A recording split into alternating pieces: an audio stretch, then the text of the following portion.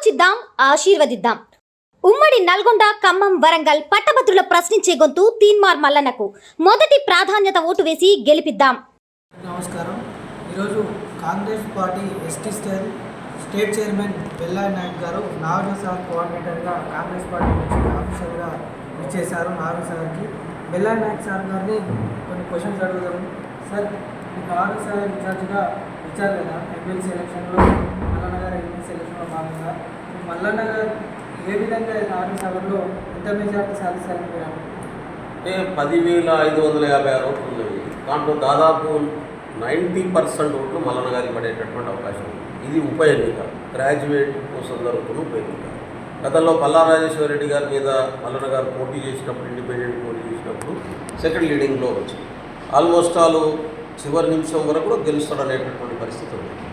ఇప్పుడు అంత పెద్ద ఎత్తున అధికారంలో ఉన్నప్పుడు టీఆర్ఎస్ పార్టీ వేల రూపాయలు, కోట్ల రూపాయలు ఖర్చు పెట్టినప్పుడే మల్లన్న చూసి తట్టుకోలేకపోయింది. ఆ రోజు ఒక ఒక న్యూస్ ఛానల్, యూట్యూబ్ ఛానల్ అధిపతిగా ఉండి నిరుద్యోగుల సమస్య మీద నిరంతరం మాట్లాడుతూ ప్రభుత్వాన్ని ప్రశ్నించి సమస్యలు పరిష్కరించడానికి ఎక్స్పోజ్ చేసేటటువంటి పని నిరంతరం చేస్తున్నటువంటి ఒక వ్యక్తిగానే అంత పెద్ద ఎత్తున వస్తే ఆయన పోరాట పట్టుకొని చూసిన తర్వాత టీఆర్ఎస్ చేస్తున్నటువంటి అరాచకాలకు వ్యతిరేకంగా ఒక కంకణం కట్టుకొని పోరాటం చేస్తున్నటువంటి రేవంత్ రెడ్డి గారు ఆయనను కాంగ్రెస్ పార్టీకి ఆహ్వానించి ఇవాళ ఎమ్మెల్సీగా అఫీషియల్ పార్టీ క్యాండిడేట్గా డిక్లేర్ చేసినటువంటి పరిస్థితి. కాబట్టి ఒక తుఫానుకు ఇంకో తుఫాను ఆడితే ఇక దాన్ని సునామీగా మారుతుంది. కాబట్టి ఇప్పుడు కాంగ్రెస్ పార్టీ ప్లస్ మల్లన్న ఇది రెండు కలిసినాయి. కాబట్టి ఖచ్చితంగా భారీ మెజారిటీతో మల్లన్న గెలిచేటటువంటి అవకాశం ఉంది. ఎందుకంటే ఇప్పుడు పోటీ చేస్తున్నటువంటి అందరు అభ్యర్థులలో కూడా ఏ రకంగా చూసినా క్వాలిఫైడ్ పర్సన్గా కావచ్చు, నిజాయితీపరుగా కావచ్చు, కొట్టాడే తత్వం ఉన్నటువంటి వ్యక్తిగా కావచ్చు, నిరుద్యోగుల సమస్యల్ని ప్రశ్నించగలిగినటువంటి కెపాసిటీ ఉన్నటువంటి వ్యక్తిగా కావచ్చు, అధికారంలో ఉన్నప్పుడే టీఆర్ఎస్ భయపడకుండా వాళ్ళు చేస్తున్నటువంటి అరాచకాలను ప్రశ్నించి జైలుకు పోయినటువంటి చరిత్ర మల్లన్నకు ఉన్నది. ఒకసారి కాదు, 2 సార్లు జైలుకు పోయింది. ఒకసారి పోయి ఎవరైనా భయపడి వెనక్కి వచ్చేస్తారు. కేసులు పెట్టినా భయపడలే, ఆయన ఆఫీస్కి తాళాలు వేసినా భయపడలే, ఉన్న సామాన్లు ఎత్తుకుపోయినా భయపడలే. కాబట్టి ఆయనను ఎవడు భయపెట్టగలుగుతాడు ఇప్పుడు? కాబట్టి వాళ్ళు అది చూసిన తర్వాతనే రేవంత్ రెడ్డి గారు కాంగ్రెస్ పార్టీ ఆయనకు అవకాశం ఇచ్చినటువంటి పరిస్థితి ఉంది. ఇలా కాంగ్రెస్ పార్టీ ఓటు బ్యాంక్ కూడా తనకు తోడవుతుంది. భారీ మెజారిటీతోని మల్లన్న గెలుస్తాడు. ఇక్కడ ఇప్పుడు నాగార్జున సాగర్లోనైతే 10,556 ఓట్లలో పోలైనటువంటి ఓట్లలో 90% మల్లన్నకు పడేటటువంటి అవకాశం ఉందని భావిస్తాను. ఇంకో విషయం ఏంటంటే తీన్మార్ మల్లన్న గారి పైన రీసెంట్గా ఈ మధ్యలో విపరీతమైన సోషల్ మీడియాలో విష ప్రచారం జరుగుతుంది. దానిపైన సోషల్ మీడియా పైన మీరు ఏ విధంగా స్పందిస్తారు సార్? నేను సోషల్ మీడియా ప్రచారం కాదు, ఇది ప్రాంప్టెడ్ ప్రచారం అనుకుంటున్నాను. మల్లన్నను చూసి బీఆర్ఎస్ భయపడుతుంది, మల్లన్నను చూసి బీజేపీ భయపడతా ఉంది. వాళ్ళందరూ కూడా బీజేపీ ఒక దశలో మల్లన్న తమ పార్టీకి తీసుకుపోదామని ప్రయత్నం చేశారు, కానీ అది సాధ్యం కాలేదు. మల్లన్న బీజేపీ వైపు పోలే. బీజేపీ వాళ్ళు చాలా పార్టీ ఓడిస్తుందని నమ్మిండు కాబట్టి కాంగ్రెస్ పార్టీతో నిలబడ్డాడు. కేసీఆర్ ప్రజలకు వ్యతిరేకంగా చేస్తున్నటువంటి ప్రతి అంశాన్ని ఆ రోజు ప్రశ్నించిండు.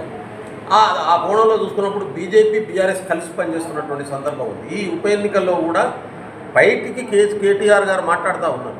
ఏమని చెప్తా ఉన్నాడు? సోషల్ మీడియా వల్లనే మేము ఓడిపోయినాం, ఒక 10 యూట్యూబ్ ఛానళ్ళు నన్ను ఓడగొట్టినాయి. ఆ 10 యూట్యూబ్ ఛానల్ కాదు, అందులో 2 ఇంపార్టెంట్. ఒకటి మల్లన్న, 2 రఘు. వీళ్ళిద్దరు కలిసి చేసినటువంటి పోరాటము ప్రతిపక్షాలు చేస్తున్నటువంటి పోరాటానికి ఊతం ఇచ్చినటువంటి పరిస్థితి ఉన్నది. అందులో ప్రధానంగా ఎడ్యుకేటెడ్గా ఉన్నటువంటి ప్రతి ఒక్కరికి సెల్ ఫోన్ తీసుకొని వాళ్ళు చేస్తున్నటువంటి అరాచకాలు ఇవాళ తెలుసుకునే అవకాశం ప్రతి సామాన్యుడికి వచ్చింది. నువ్వు పేపర్లు, పుస్తకాలు చదువుకున్న వాళ్ళు చదువుతారు, కానీ టీవీలో వచ్చేటటువంటి వార్తలు, నువ్వు సెల్ ఫోన్లో వచ్చేటటువంటి మాటల్ని డైరెక్ట్గా సామాన్యుడు, చదువురాని వాడు కూడా వింటాడు. మల్లన్న చేసినటువంటి కాంట్రిబ్యూషన్ ఏంటంటే బీఆర్ఎస్ చేసినటువంటి ప్రతి తప్పుడు పనిని ఆధారాలతో సహా తనకున్న సోషల్ మీడియా ద్వారా ప్రజల ముందు పెట్టడంతో ఆ రోజు అది ఎవరికి వాళ్ళు సెల్ ఫోన్లలో చూసుకొని, బొట్లు కాసేటోళ్ళు కూడా సెల్ ఫోన్లలో చూసుకొని ఈ దొంగ ఇట్లా చేస్తున్నా అనేటటువంటి ఒక క్లారిటీ తెచ్చుకోవడానికి ఉపయోగపడ్డది. దానికి కాంగ్రెస్ పార్టీ రేవంత్ రెడ్డి గారు పీసీసీ అయిన తర్వాత చేసినటువంటి ఉద్యమానికి అది తోడు కావడంతో ఇవాళ బీఆర్ఎస్ దారుణంగా ఓడిపోయినటువంటి పరిస్థితి మీరు గుర్తుపెట్టుకోవాలి. కేసీఆర్ స్వయాన ఓడిపోయిండు. కేసీఆర్ ఇవాళ ఎంపీగా ఓడిపోతానని భయపడి పోటీ చేయలేదు పార్లమెంటుకు. ఇది మనం దృష్టిలో పెట్టుకోవాల్సినటువంటి అంశం. అందుకని అంత పెద్ద ఎత్తున ప్రజా చైతన్యాన్ని పెంచడంలో మల్లన్న పాత్ర చాలా కీలకమైంది. కాబట్టి ఇవాళ మల్లన్నను వ్యక్తిగతంగా టార్గెట్ చేస్తున్నారు. కాబట్టి ఇవాళ కాంగ్రెస్ పార్టీని మల్లన్నను టార్గెట్ చేస్తూ ఆయన క్యారెక్టర్ను డైల్యూట్ చేసేటటువంటి పని పెట్టుకున్నారు. ఆయన మీద తప్పుడు ప్రచారాలు చేసేటటువంటి పని పెట్టుకున్నారు. వాళ్ళు కూడా ఈ మధ్యలో ఓడిపోవడానికి సోషల్ మీడియా లేకపోవడం కారణం అని చెప్పి ఒక 5-6 ఛానళ్ళు మొదలు పెట్టించారు. ఆ ఛానళ్ళ ద్వారా తప్పుడు ప్రచారం చేపిస్తున్నారు. నేను అంటా ఉన్నాను, కేటీఆర్ గారు మీరు చేపిస్తున్నటువంటి తప్పుడు ప్రచారం, మీరు పెట్టుకున్న 4-5 ఛానళ్ళ ద్వారా చేపిస్తున్నటువంటి తప్పుడు ప్రచారానికి ఆధారం ఉంటే కేసు పెట్టు. నువ్వే కదా నిన్నటిదాకా అధికారంలో ఉన్నావు, ఎందుకు మల్లన మీద చర్య తీసుకోలేదు? ఎందుకు ఆయన చేసినటువంటి ఏపీఆర్ఎస్ నాయకుల దగ్గర ఆయన పైసలు వసూలు చేసిండో చూపించరాదు? నిన్ను బ్లాక్మెయిల్ చేసిండా? మీ అయ్యని బ్లాక్మెయిల్ చేసిండా? మీ బావని బ్లాక్మెయిల్ చేసిండా? మీ అక్కని బ్లాక్మెయిల్ చేసిండా? లెక్కి ఎంత తెచ్చి మీరు బ్లాక్మెయిల్ చేస్తే పైసలు పై మల్లనకు భయపడి మరి. కాబట్టి ఈ చిల్లర మాటలు, ఈ తప్పుడు మాటలు అనేటివి రాజకీయంగా ఆయన ఎదుర్కోవడం చేత కానప్పుడు, రాజకీయంగా ఇవాళ గెలవడం చేత కానప్పుడు, ఓటర్లను కన్విన్స్ చేయడం చేత కానప్పుడు ఎదుటోళ్ళ మీద ఒక బురద చల్లితే సరిపోతుంది అనేటటువంటి విధానం తప్ప దీంట్లో ఏం లేదు. సార్, ఇప్పుడు నిరుద్యోగుల పక్షాన నిరుద్యోగులు ఒక క్వశ్చన్ రైజ్ చేస్తున్నారు. తీన్మార్ మల్లన్న అధికార పక్షంలోకి వచ్చిన తర్వాత, కాంగ్రెస్లో చేరిన తర్వాత నిరుద్యోగుల పక్షాన ప్రశ్నిస్తలేడు. జియో 46 పైన ఎటువంటి ప్రశ్న తీన్మార్ మల్లన్న గారు నిరుద్యోగుల పక్షాన మాట్లాడతలేడు, కాంగ్రెస్ ప్రభుత్వాన్ని నిలదీస్తలేదని చెప్పి నిరుద్యోగులు అడుగుతున్నారు. సార్, దాని నేను నిరుద్యోగులను కూడా కోరుతున్నది ఏంటంటే, కాంగ్రెస్ ప్రభుత్వం వచ్చి ఎన్ని రోజులైంది? కాంగ్రెస్ ప్రభుత్వం వచ్చిన తర్వాత 90 రోజుల్లో పార్లమెంట్ ఎన్నికల నోటిఫికేషన్ వచ్చింది. ఒక్క రోజు కూడా రేవంత్ రెడ్డి గారు కానీ క్యాబినెట్ కానీ నిద్రపోతున్నటువంటి పరిస్థితి ఉందా? 6 లక్షల కోట్ల అప్పులు అనుకుంటే ఇవాళ 9 లక్షల కోట్ల అప్పులు దాకా వెళ్ళినటువంటి పరిస్థితి ఉన్నది. కార్పొరేషన్ జీతాలు ఇవ్వలేని పరిస్థితి. ఇవాళ రాగానే 1వ తారీఖు నాడు పెన్షన్, 1వ తారీఖు నాడు జీతాలు పడుతున్నటువంటి పరిస్థితి ఉంది. అప్పటికే నోటిఫికేషన్లు ఇచ్చి ఇవ్వకుండా సంవత్సరం నుంచి కాలయాపన చేస్తున్నటువంటి ఉద్యోగాల భర్తీని రేవంత్ రెడ్డి గారు 30,000 ఉద్యోగాలను నెల రోజుల్లో భర్తీ చేసి ఇచ్చేసినటువంటి పరిస్థితి ఉంది. మరి అదే కేసీఆర్ గారు ఇచ్చిన నోటిఫికేషన్ కదా, ఎందుకు భర్తీ చేయలేదు? ఎందుకు సంవత్సరం నుంచి కాలయాపన చేస్తున్నారు? అసెంబ్లీలో చెప్పిన దాన్ని కూడా ఎందుకు ఇంప్లిమెంట్ చేయలేదు? కానీ రేవంత్ రెడ్డి గారు ముఖ్యమంత్రి అయిన తర్వాత 1 by 1 అన్ని పరిష్కరించుకుంటూ వస్తున్నారు. జియో నెంబర్ 46కు సంబంధించిన అంశాలను కూడా ఈ ప్రభుత్వం పరిష్కరిస్తుంది. రేపు 4వ తారీఖు కౌంటింగ్ అయిపోయిన తర్వాత 5వ తారీఖు ఎన్నికల కూడా ఖతం అయితే ఒక 6 నెలలను పనిచేయని కదా. నాకు అర్థం కాదు, అప్పుడే మట్టి తట్టలెత్తుకొని ఎందుకు తిరుగుతూ నీళ్ళ చుట్టూ. ఒక 6 నెలలు పనిచేస్తే పరిష్కారం చేయకుంటే మా తప్పు అవుతుంది. మేము షెడ్యూల్ ఇస్తామన్నాం. మేము 1,92,000 ఉద్యోగాలకు సంబంధించినటువంటి నోటిఫికేషన్లు ఇస్తామని చెప్పినాం. గ్రూప్ 1తో సహా అన్ని నోటిఫికేషన్లు ఇస్తామన్నాం. ఎలక్షన్ కూడా వచ్చింది, ఇంకా కొన్ని ఉద్యోగాలు యాడ్ చేసినవి ఉన్నాయి. అన్ని ఉద్యోగాలను యాడ్ చేసి 1-2 నెలలు వెనక ముందు కావచ్చు, కానీ డిసెంబర్ నాటికి, నేను రికార్డు చెప్తా ఉన్నాను, డిసెంబర్ నాటికి ఖాళీగా ఉన్నటువంటి 1,92,000 ఉద్యోగాలతో పాటు ఇంకా ఖాళీలు కొత్తగా ఏర్పడినటువంటి ఖాళీలను కూడా భర్తీ చేస్తామని చెప్పి ముఖ్యమంత్రి గారు హామీ ఇచ్చిండ్రు. క్యాబినెట్ డిసిషన్ తీసుకోబోతున్నది. ప్రతి ఉద్యోగాన్ని భర్తీ చేస్తాం. ప్రతి సమస్యను ఉమ్మడి రాష్ట్రంగా ఉన్నప్పటి నుంచి మొదలు పెడితే గత రాష్ట్ర డివిజన్ తర్వాత వచ్చినటువంటి 10 సంవత్సరాల కాలంలో ఉన్నటువంటి సమస్యలను కూడా పరిష్కరిస్తామని మాట ఇచ్చినాం. పరిష్కరించడానికి ఒక 6 నెలలు ఓపిక పట్టండి.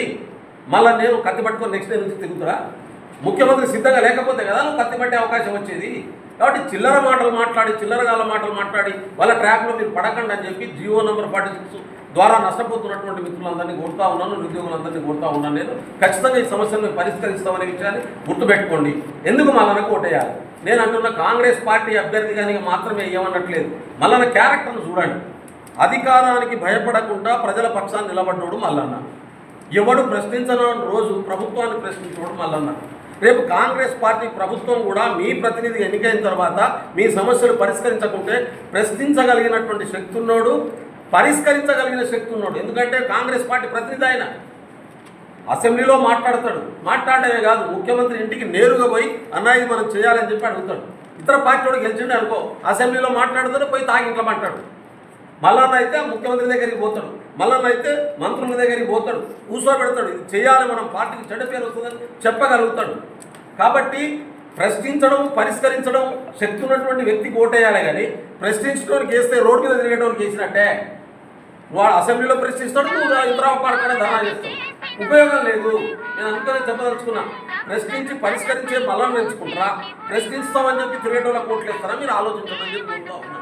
మీకు నిజమైనటువంటి ప్రతినిధి, కాంప్రమైజ్ కానటువంటి ప్రతినిధి, కాంగ్రెస్ పార్టీ అభ్యర్థి అయినా కాంగ్రెస్ తప్పు చేస్తే నిలదీయగలిగినటువంటి శక్తి ఉన్నటువంటి ప్రతినిధి మల్లన్న. అందుకనే గెలిపామనుకుంటాం.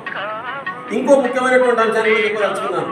ఆయన బీసీల విషయంలో కానీ, ఎస్సీ ఎస్టీల విషయంలో కానీ, ఏ కులంలో పుట్టినా పేదల ప్రజల మీద వ్యక్తిగత ప్రయోజనాలు చూసుకునేటోడు కావాలన్నా మీరు ఆలోచించండి. అందుకనే ఓటర్ల ఓటర్లు ఆలోచించాల్సినటువంటి సందర్భం ఉంది.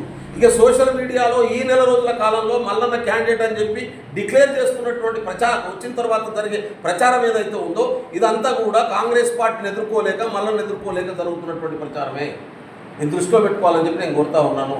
రెండు శక్తుల కలయికతోనే ఒక మహాశక్తిగా మారిందనే భయంతో ఇవాళ మహిళలను డిఫామ్ చేసేటటువంటి పని పెట్టుకున్నారు. దీంట్లో నిజాలు లేవు. ఇప్పుడు మన ఉమ్మడి నల్గొండ, వరంగల్, ఖమ్మం పట్టభద్రుల ఎమ్మెల్సీ ఎలక్షన్లో మిగతా పార్టీల ప్రభావం మన కాంగ్రెస్ పార్టీ అభ్యర్థిపై ఏ విధంగా ఉందంటున్నారు? నేను కాంగ్రెస్ పార్టీ అభ్యర్థి ఒకవైపు, ఇప్పటికే సిపిఐ పార్టీ మాకు సపోర్ట్ డిక్లేర్ చేసింది, సిపిఎం పార్టీ డిక్లేర్ చేసింది, చాలా కుల సంఘాలు సపోర్ట్ డిక్లేర్ చేశాయి. సామాజిక బాధ్యత ఉన్నటువంటి ప్రతి ఒక్కరు కూడా ఇవాళ మల్లన్నను గెలిపించాలని చెప్పి కాంగ్రెస్ పార్టీకి సపోర్ట్ చేస్తున్నటువంటి పరిస్థితి ఉంది. ఎవరు అటు పక్కన ఉన్నారు? BJP, BRS. ఈ బీజేపీ, బీఆర్ఎస్ రెండు పార్టీలు కావు, ఇద్దరు అభ్యర్థులను పెట్టుకున్న ఒకటే పార్టీ. బీఆర్ఎస్ పడ్డ ప్రతి ఓటులో సెకండ్ ఓటు బీజేపీకి ఉంటుంది, రాసి పెట్టుకోండి. బీజేపీకి పడ్డ ప్రతి ఓటులో సెకండ్ ఓటు బీఆర్ఎస్కి ఉంటుంది. రేటు బాక్స్ తెలిసినాక తీసి చూసుకోండి, ఇదే ఉంటుంది. వీళ్ళిద్దరు కలిసి కాంగ్రెస్ని ఎదుర్కోలేక, మల్లన్నను ఎదుర్కోలేక మ్యాచ్ ఫిక్సింగ్తోనే ఓట్లకు పోతున్నటువంటి పరిస్థితి ఉంది. వాళ్ళకు మేము టీఆర్ఎస్ అని ఎవడని అనుకోని టీఆర్ఎస్కి ఇస్తే సెకండ్ ఓటు మా బీజేపీకి ఇస్తాడు. మొన్న పార్లమెంట్ ఎన్నికల్లో మనం చూసినాం, ఓపెన్గానే బీజేపీ నీ బలపరచండి అని బీఆర్ఎస్ పార్టీ దగ్గరుండి బీజేపీకి ఓట్లు వేయించిన సందర్భం చూసినాం. ఆ రోబో సినిమాలో చిట్టి తనను తాను డిస్మాంటిల్ చేసుకుంటుంది కదా, అట్లా బీజేఆర్ఎస్ పార్టీ తనను తాను డిస్మాంటిల్ చేసుకున్నది. ఇక్కడ కాళ్ళు చేతులు పీకేసి పక్కకు పడుతున్నది.